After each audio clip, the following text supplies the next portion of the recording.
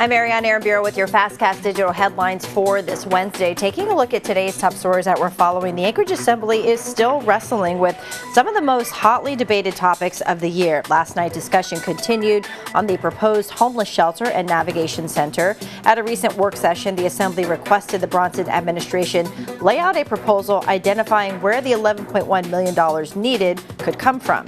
Chief of Staff Mario Bird listed several one-time funding sources, but Assembly Chair Chris Constant expressed concern and says the proposal would, quote, take funding away from critical municipal services. But one resident wants to see the project move forward. Assembly members voted to postpone taking action on an affordable housing proposal that aims to simplify zoning codes, establishing 5 residential zones in Anchorage, excluding Girdwood and Chiquiac Eagle River communities. A new missing Indigenous persons report is meant to help the public and assist in battling the crisis of missing and murdered Indigenous persons. That group makes up a staggeringly high number of missing persons cases in Alaska.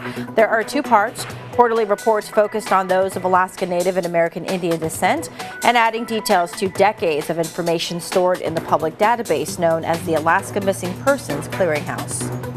We hope that with DPS and EPD having information at their fingertips that we see it translate into meaningful action and different policies that are improved and more coordination as well to improve, what's happening with folks across the state.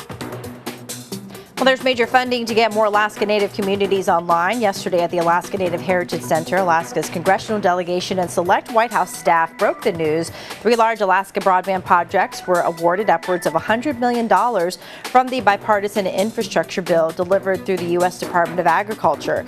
The projects awarded the multi-million-dollar grants had to compete with applicants from all over the United States and include nearly $30 million to connect 697 people in the Yukon-Kuskokwim Delta, $35 million to connect about 1,500 people in the Bethel and Kusilvac census areas, and nearly $35 million to connect 28 people in Southeast Alaska and Pelican.